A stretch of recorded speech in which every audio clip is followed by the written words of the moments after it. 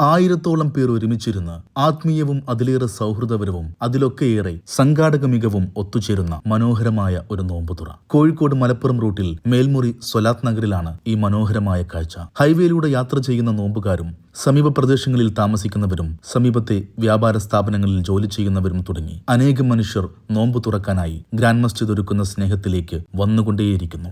6 മണിക്ക് തുടങ്ങുന്ന ഒരുക്കങ്ങൾ, ഇരിക്കാനുള്ള സൗകര്യങ്ങളും വിരിച്ച് വെള്ളവും ഈത്തപ്പഴവും ഫ്രൂട്ട്സും വെച്ച് ഒരാൾക്ക് കഴിക്കാൻ പാകത്തിന് നല്ല ആവി പറക്കുന്ന ബിരിയാണി ഓരോ പാത്രത്തിലേക്കും കൊട്ടിവെക്കുന്നു. ഈത്തപ്പഴത്തിനും ഫ്രൂട്ട്സിനും വെള്ളത്തിനും ബിരിയാണിക്കും കൂടെ ഈ തൊപ്പിക്കാർ വിളമ്പുന്നത് സ്നേഹം കൂടിയാണ്. ബാങ്കിന്റെ സമയമാവുമ്പോഴേക്ക് എല്ലാം റെഡിയാണ്. വന്നു ചേർന്ന 1000-ഓ അതിലേറെയോ പേർക്കും സ്നേഹത്തിന്റെ പരവതാനിയിൽ നിരത്തിയ നോമ്പുതുറ റെഡിയാണ്. തിക്കും തിരക്കുമില്ല, വന്നവരൊക്കെ കഴിച്ചിട്ടേ മടങ്ങൂ എന്ന സംഘാടകരുടെ ആത്മവിശ്വാസം. ഗ്രാൻഡ് മസ്ജിദിന്റെ മിനാരങ്ങളെ തഴുകിയെത്തുന്ന കുളിർക്കാറ്റിനൊപ്പം ബാങ്കിന്റെ ശബ്ദം മുഴങ്ങും.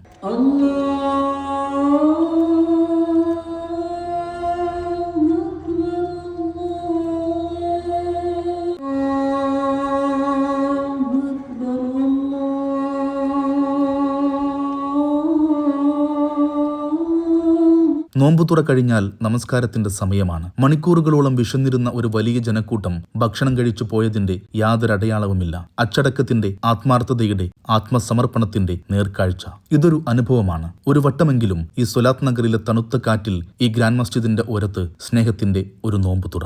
ചരിത്രങ്ങളും വിശേഷങ്ങളും അറിയാൻ മെയ്ഡ് ഇൻ മലപ്പുറം എന്ന ഈ പേജ് ഫോളോ ചെയ്യൂ.